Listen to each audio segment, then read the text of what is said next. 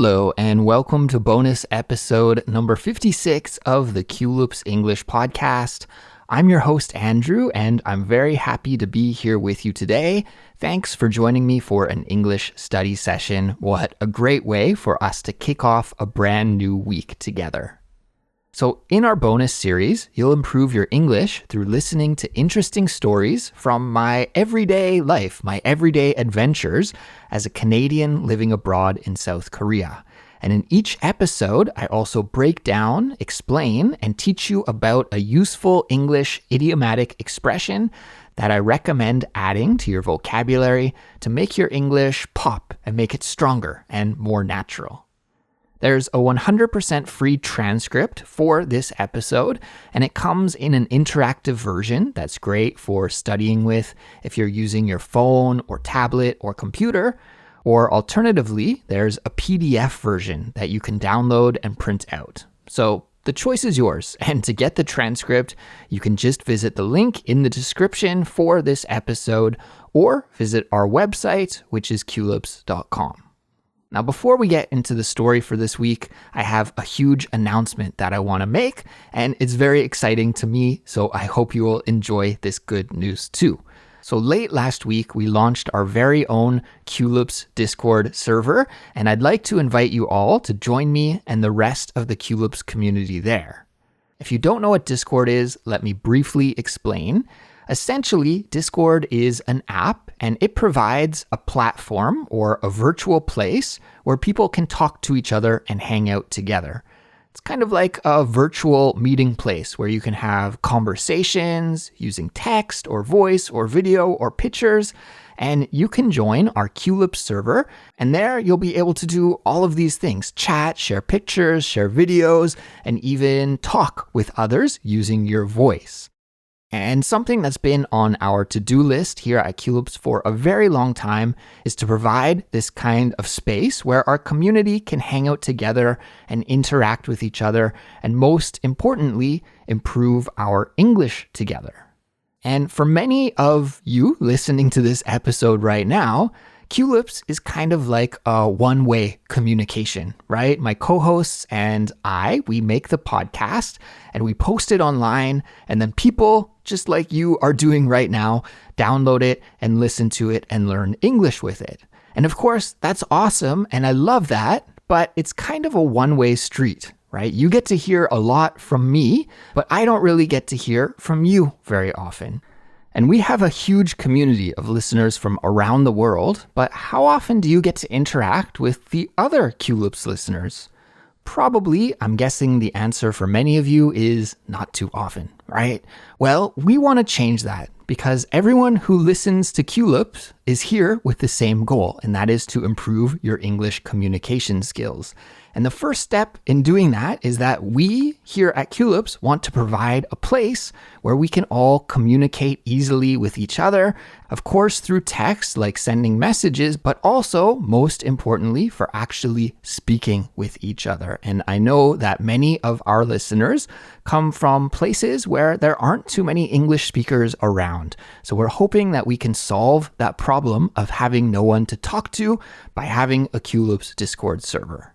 So this is something that many of you have messaged me about in the past, and I'm so happy that we finally have a solution ready, and I can't wait for you all to join the Discord server so that we can get started with the fun. So let's talk about that for a second. How do you get started? How do you join our Discord server? Well, I'm going to place a link in the description for this episode, and clicking the link and following that link is the first step. Once you follow the link, you'll be asked to download the Discord application and create an account.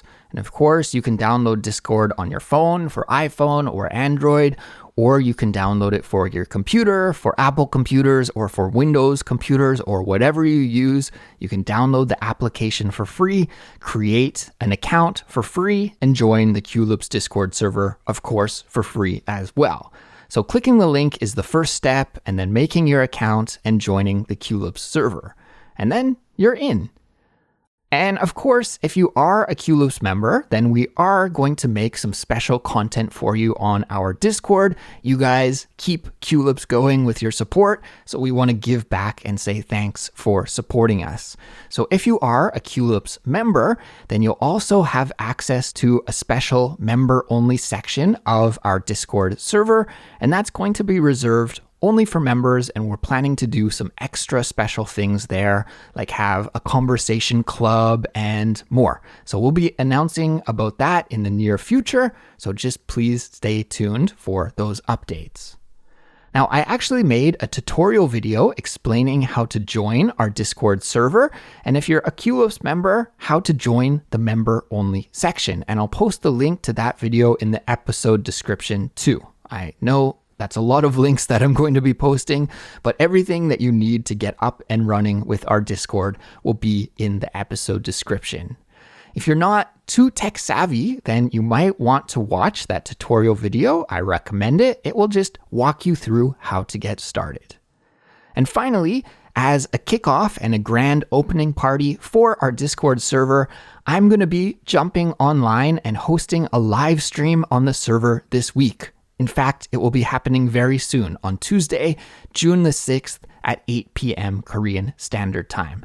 And I'm hoping that the live stream might encourage you to come and check us out on Discord and see how it can be a great addition to the tools that you use for learning English. And this live stream is going to be open for everybody. It's going to be 100% free. So I'm really hoping you can join me. And we're going to be talking about the topic of the little joys in life. That was, in fact, the topic of a recent simplified speech episode where Suzanne and I talked about the little things in life that bring us joy. It was such a fun episode topic to talk about with Suzanne that I want to talk about it with you as well. So that's what we're going to be talking about. And if you haven't heard that simplified speech episode yet, guess what? I'll link it in the description for you so you can easily find it. It'll be nice if you're familiar with the topic before jumping into the live stream. So I'm really excited, everyone, about our Culips Discord server. I think it's going to be a fun and convenient way for our community to connect together and grow together. And I'll be hanging out there and using it a lot, so you'll be able to find me there often. So please join our server and let's make it great together. See you there. So the story that I want to tell you this week is actually a little bit intense and a little bit scary. We had a scary experience here in Seoul last week, and maybe you even heard about this on the news where you live because it did make the international news. So last week on Wednesday morning at around 6:30 a.m., the whole city of Seoul, which is a huge mega city, it's a very big city, many millions of people live here, the whole city was woken up by a blaring siren warning us about a possible attack from North Korea and urging us to evacuate to shelter. So as you can probably imagine, this is a pretty wild way to be woken up, a pretty crazy way to be woken up. Personally, I usually wake up at around 7 a.m.-ish these days. So I was actually sleeping when the air raid siren went off. And that's what we call this kind of public warning system, is an air raid siren. When that air raid siren went off, I immediately jolted awake. And to jolt awake means to wake up very quickly, just like immediately. So I don't know what kind of sleeper you are, but personally, I'm a very light sleeper. And whenever my alarm clock goes off or there's some sudden noise that's a little bit different than the regular background noise, then immediately I jolt right awake. On the other hand, my beautiful wife, she is a very deep sleeper, and she'll sleep through practically anything, including this extremely super loud siren that went off on Wednesday morning. So it was a little bit funny. I jolted awake immediately, but my wife just kept on sleeping even though there was this air raid siren going off. So when the siren went off, I immediately bolted out of bed. I got out of bed very quickly and I tried to figure out what might be happening. So I looked out my window, but unfortunately from my window, I can't really see the street very well. So I wasn't able really to tell what was happening. Now, during the 10 years or so that I've lived here in Korea, there have occasionally been attack drills where the air raid siren is played and evacuation plans are practiced. And that's just to be prepared in case, an actual attack from North Korea does happen at some point in the future. It's always good to be prepared for this kind of situation, I suppose. However, in the past, when there has been this kind of practice drill, there's always been a lot of advanced warning, and I knew in advance that a drill would be happening, so I never freaked out or was scared when I heard the siren in the past. But I didn't hear about any practice drill, and blaring the siren at 6:30 in the morning didn't really seem like the time a drill would occur. So when I heard the siren go off, I was a little bit concerned. I wouldn't say I was scared that an attack was happening, but I was curious and a little bit apprehensive. So the siren rang for several minutes. Felt to me like it was about 5 minutes or so. But of course, in these kinds of situations, it's hard really to judge how much time goes by. So while the siren was going off, I jumped online and I actually used Twitter to see if I could find any news about what was going on. It seems like that platform is one of the best platforms for getting information out very quickly. So I searched through Twitter trying to see what was happening. And on Twitter, I read that there was a possible North Korean rocket or missile launch. And that is what the siren was about. And also that parts of Japan were also on evacuation notice. So since my wife was sleeping away just like an angel while this alarm was going off, I didn't want to wake her up. So I thought, maybe this is not so important and it's okay. She'll just sleep through it and I'll go back to sleep and we'll be fine. So yes, I was on Twitter. I was looking for this information and the siren stopped and I kind of thought, okay, well, maybe it's not such a big deal. Whatever, I'll go back to bed. So I got back in bed, but then as soon as I lied down, a second alarm went off. And this one was actually pushed to everybody's phone. So it was an emergency message from the government right to our phones. And when you get this kind of government emergency alert on your phone makes this loud beeping sound and it vibrates and the message goes right on the front of your screen so that you can't miss it. And right on the screen, it said something like, and now this is just from my memory, but it said something like, there's an emergency situation in Seoul right now. Get ready to evacuate, and children and the elderly should evacuate first. And that second warning that we got on our phone, that actually woke my wife up because her phone vibrated. And actually, it's a really loud alarm on your phone as well. So both of our phones vibrating and ringing at the same time, that woke my wife up. And then shortly after that alarm, there was a third alarm. The siren went off again. And at this point, I was a little bit more nervous, like 3 warnings right in a row. And I could see my wife was taking it seriously as well. I thought if maybe she said, oh, it's not a big deal, then we could just ignore it and go back to bed. But she looked more panicked than I was, in fact. And that was concerning. Now, I'm pretty lucky to have grown up during a time and in a place in Canada where I've never really had to worry or even think about being under attack, like an attack from a different country. And it's really something that I've taken for granted. Growing up in safety really is one of the greatest gifts I've received in life. And since I've never really had to think about what to do in this kind of emergency situation, I wasn't too prepared and I wasn't really exactly sure what steps I should take. And also the messaging was extremely vague too. In the message that we got from the government, we were told to evacuate, but to evacuate to where? There was no instructions at all. My wife said that we should at least go outside so we could get a better understanding of what was happening. And she also said that we should pack a bag very quickly and then just get out of our apartment.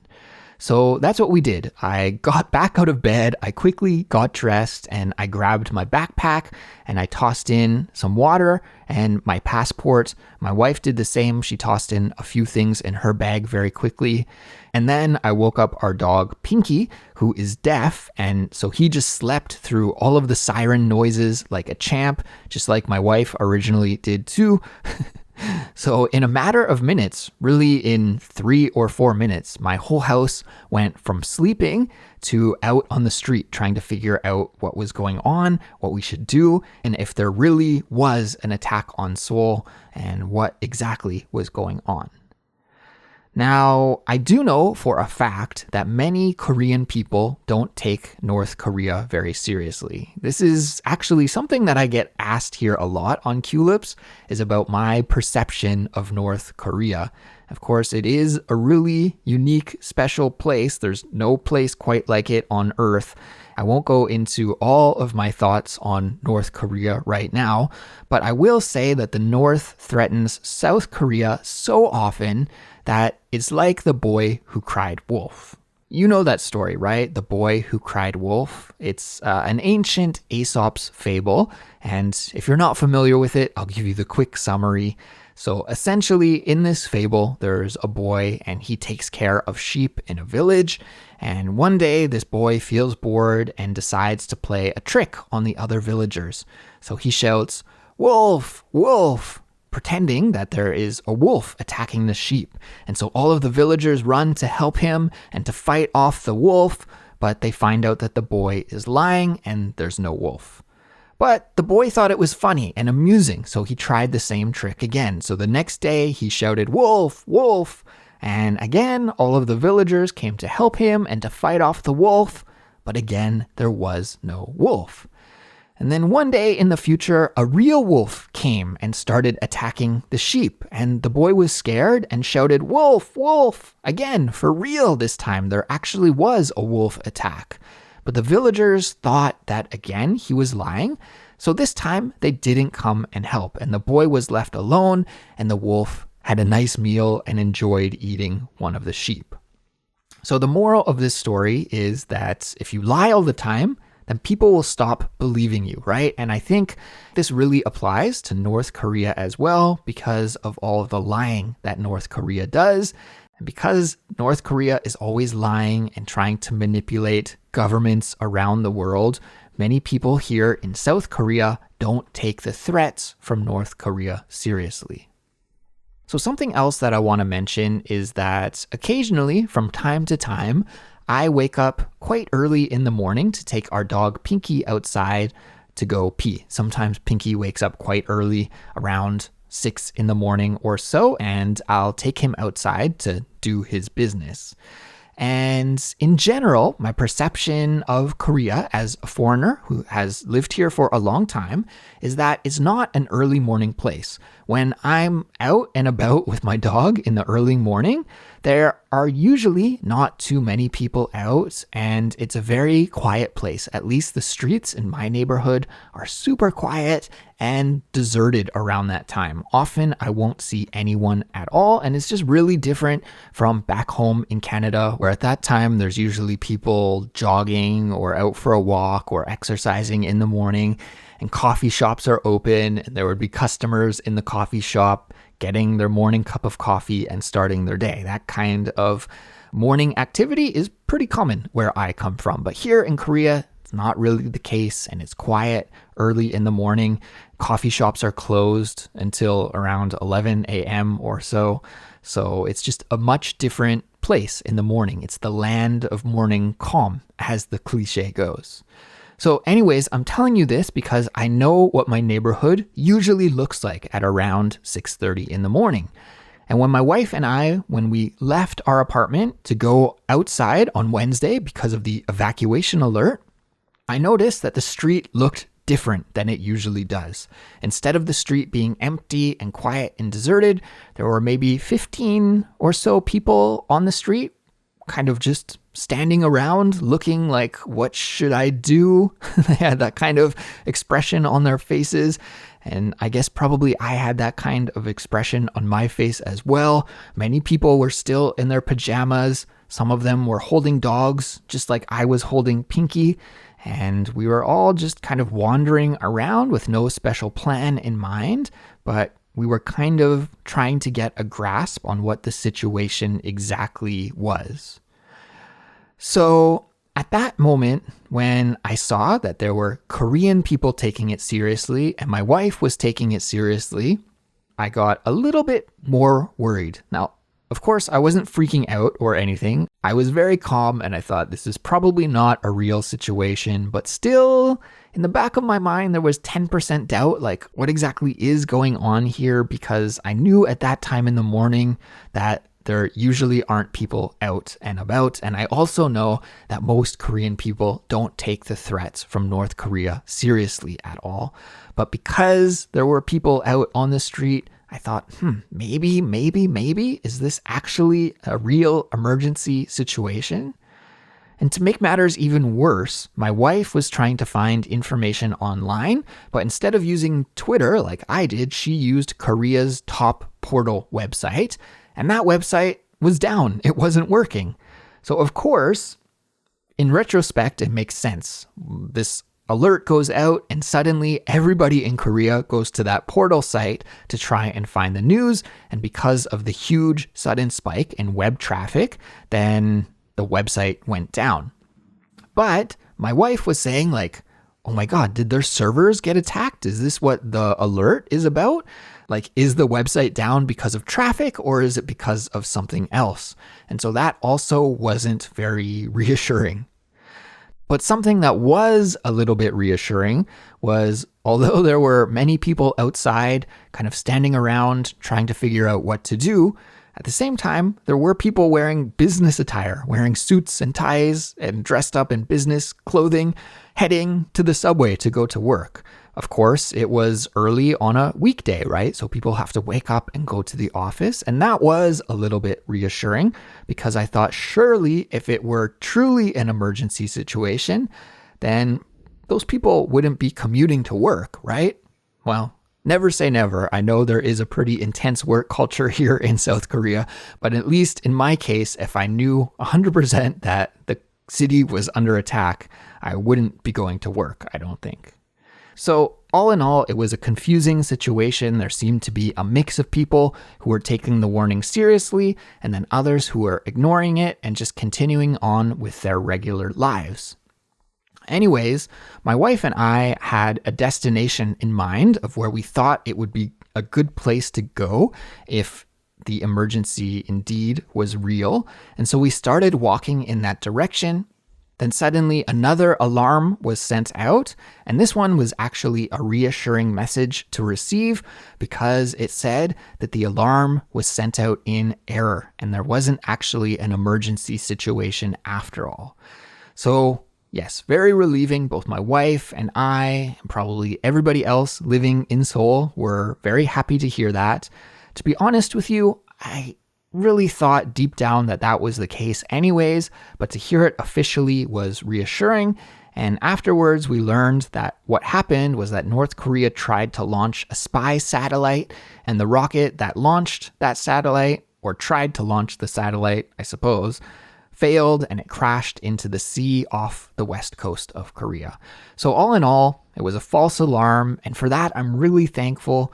Although it was a rather unpleasant way to be woken up in the morning, I'm glad there was no real threat and everybody's fine and safe. And actually, it was a good wake-up call, a good drill for my family, because we realized that if there were indeed a real attack, then we didn't really have a good plan or any preparation in place for what to do.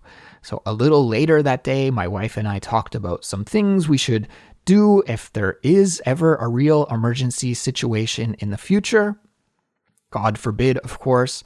And I think going forward, I'll sleep just a little bit better at night, knowing now that we have a plan in place. Although I doubt I'll ever be able to sleep as soundly and as deeply and as well as my wife can. And now it's time for this week's vocabulary lesson. At the end of each bonus episode, I teach you about one of the interesting idiomatic expressions that you hear me use when I'm telling you my weekly update stories. Well, this week I use the expression like a champ. Like a champ. Did you hear when I said that earlier? I use this expression to talk about how well my dog, Pinky, sleeps. Because he's deaf and he can't hear anything, then he sleeps like a champ, even when there are really loud sounds happening in the background, like emergency air raid sirens, which I can tell you are very, very loud. So I want to go back actually to that part of the episode and take another listen just so we can put it in context and you can hear me say like a champ the way that I did when it just naturally came out of my mouth. And then I'm going to tell you about the meaning and I'll give you some usage examples so that you will be able to understand this expression when you hear it in the future and maybe even use it in your own English speaking in the future as well. So let's rewind the tape. Go back and listen a couple of more times. Here we go. And then I woke up our dog, Pinky, who is deaf, and so he just slept through all of the siren noises like a champ. And then I woke up our dog, Pinky, who is deaf, and so he just slept through all of the siren noises like a champ. So, what does like a champ mean, and how can we use it in a natural way to improve our English speaking? Well, first, let's start talking about that word champ. So, champ is a shortened version of the word champion. And what do champions do? Well, champions are winners, right? They win. They win by being better than all of the competition and by being extremely good at doing something. So then, if you do something like a champ, then it means that you're amazingly talented at doing something. When you do something like a champ, you're doing it at the level of a champion. In other words, it just means that you're doing it exceptionally well, and we can use this idiom to describe a wide range of activities, from physical challenges to mental tasks to even sleeping really well. So now that we know what this expression means, I've prepared 3 example sentences that I want to play to you that will show you how English speakers can use this idiom in a natural way in our everyday lives. So let's take a listen to those examples now. Here we go. Example sentence number 1. Even though he was really nervous, he delivered the presentation like a champ. Even though he was really nervous, he delivered the presentation like a champ. In this example, we hear about a guy who made a presentation, delivered a presentation like a champ. And that was really amazing because he was actually quite nervous about making the presentation. But despite his nervousness, he still did a great job and delivered the presentation like a champ. Example sentence number 2. Jason handled the pressure of the competition like a champ. Jason handled the pressure of the competition like a champ. Let's break this example sentence down. In this example, we hear about a dude named Jason, and Jason handled the pressure of a competition like a champ. I'm not exactly sure what kind of competition it was, but doesn't matter. Any kind of competition can be stressful and there can be a lot of pressure to win, but Jason was able to handle that pressure, deal with that stress really, really well, just like a champ. Example sentence number 3. The little girl took her medicine like a champ and didn't make any fuss at all. The little girl took her medicine like a champ and didn't make any fuss at all. Let's break this final example sentence down. In this example, we hear about a little girl who took her medicine like a champ. So, little kids often, when they have to take medicine or maybe get a shot, they can be really fussy and cry or just not want to take the medicine, right? But in the example sentence, the little girl took her medicine like a champ. She didn't cry, she didn't complain, she didn't throw a temper tantrum. She instead just took her medicine without making a fuss. She took her medicine like a champ. So that brings us to the end of another bonus episode. Thanks for hanging out and for studying English with me today, and congratulations on completing the whole lesson. That is amazing. Don't forget about the live stream that'll be happening on Discord this upcoming Tuesday, June the 6th at 8 p.m. Korean Standard Time. It's going to be awesome, and I'm super excited for it. And again, all of the info that you need to join the stream is in the description for this episode. So that's it for now. Take care, and I'll see you on Discord, okay? Bye.